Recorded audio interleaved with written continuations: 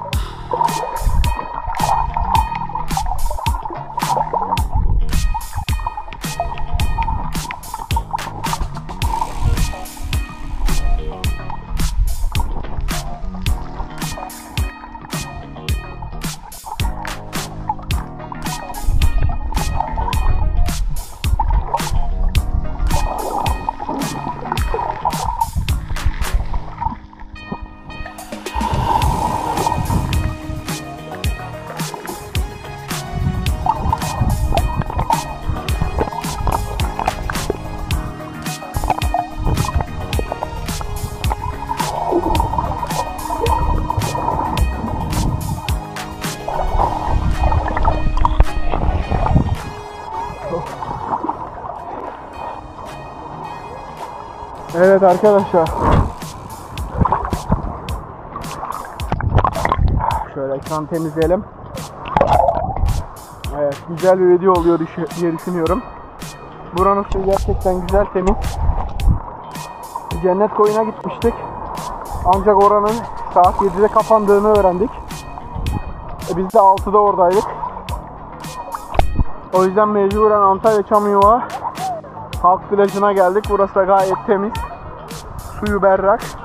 Biraz daha güneş varken çekebilseydim daha iyi olacaktı. Çekemedim çünkü Anıl'la oyun oynamak aşamasındaydık suda. Onu çünkü denize alıştırıyoruz. O yüzden ona daha çok vakit ayırdık. Evet, videolarımız devam ediyor. Plajlardan, sahillerden, vloglardan, motor vloglarından sizlerle birlikte olmaya devam ediyoruz. Abone olmaya devam edin. Ve sonuna kadar videoları izlerseniz seviniriz. Şimdi birkaç daha dalacağım. Farklı biraz ilerliyorum yavaş yavaş gördüğünüz üzere. Bir orada da bakacağım balık var mı diye. Sizlere en azından bir balık gösterebilirsem güzel olacak. Bir iki tane gördüm ama kamera gördü mü tam emin değilim. O yüzden net göstermek istiyorum. 2 tane, biri küçük. Bakalım net gösterirsem benim için bugün burada noktalanmış olacak. Hadi dalalım. Buhar olmuş. Evet.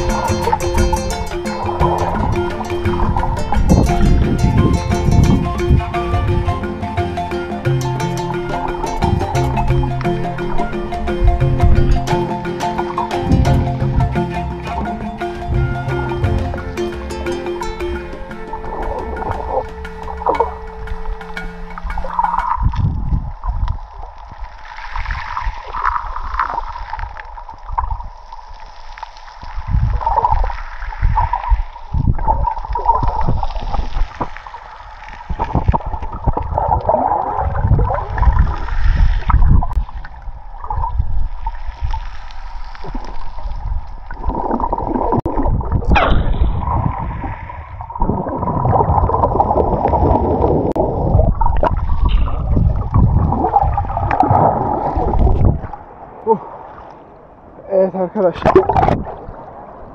bugünlük deniz dalışından bu kadar. İzlediği için böyle konuşamadım. Bizleri izlediğiniz için teşekkür ederiz. Allah! Bir sonraki videolarda görüşmek üzere. Abone olmayı ve videoyu beğenmeyi unutmayın. Kendinize iyi bakın. Görüşmek üzere. Hoşça kalın.